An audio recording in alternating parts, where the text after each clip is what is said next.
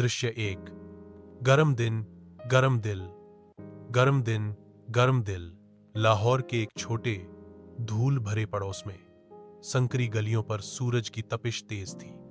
एक मामूली ईंट के घर के अंदर 11 साल की सपना पसीना पोंछ रही थी।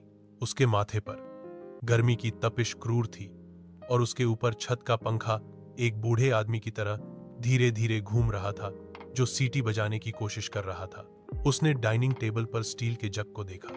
उम्मीद कर रही थी कि उसमें अभी भी कुछ को ठंडा पानी। ऐसा नहीं हुआ।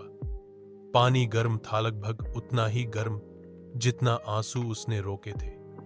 अम्मी, उसने धीरे से पूछा, हमारे घर फ्रिज कब आएगा? उसकी मां ने दुख से मुस्कुराते हुए सपना के बाल झाड़े। जब अल्लाह आह चाहे मेरी जान, अभी सब्र करो, जिंदगी में सब कुछ वक्त से मिलता है। दृश्य 2।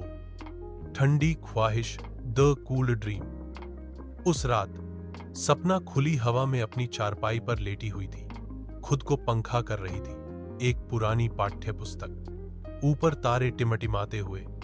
उसने खुद को एक बड़े रसोई घर में कल्पना की। एक बड़ा चमकदार फ्रिज था। उसने इसे खोला और अंदर रंगीन जूस, ठंडे आम और यहां तक कि कुल्फी स्टिक भी थे।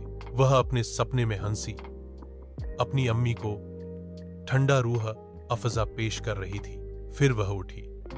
कोई फ्रिज नहीं, कोई रूह अफजा नहीं, बस एक सूखी गर्मी की हवा और वही शांत अंधेरा। दृश्य 3।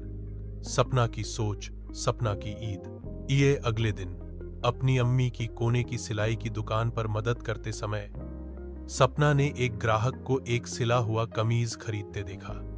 उसे एक विचार आया, अम्मी, अगर मैं 2-3 और डिजाइन बना दूं, क्या आप उनको बेछपेंगी? तू कर लेगी बेटा?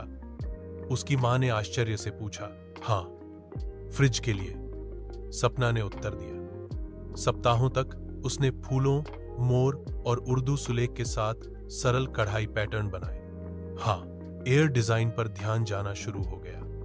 कुछ पड़ोसियों ने कस्टम काम के लिए भी पूछा। दृश्य 4। पहला ठंडा दिन, पहला ठंडा दिन।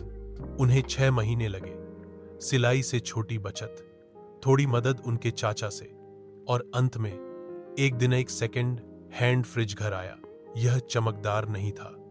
यह एक सुस्त मधुमक्खी की तरह भिन भिनाने की आवाज करता था, लेकिन सपना के लिए यह जादुई था। उसने इसे खोला और 2 आम रखे अंदर। उस शाम वह और उसकी मां अपने घर की सीढ़ियों पर बैठी थी, अपने जीवन के पहले ठंडे आमों का आनंद ले रही थी। देखा अम्मी, सपना ने गर्व से फुसफुसाया। सपना सच हो गई। उसकी मां मुस्कुराई, नम आंखों से उसे करीब खींचते हुए। तेरा नाम ही तो सपना है। नैतिकता, सपनों को बड़ा होने की जरूरत नहीं है, उन्हें बस विश्वास, प्रयास और चमकने का कारण चाहिए।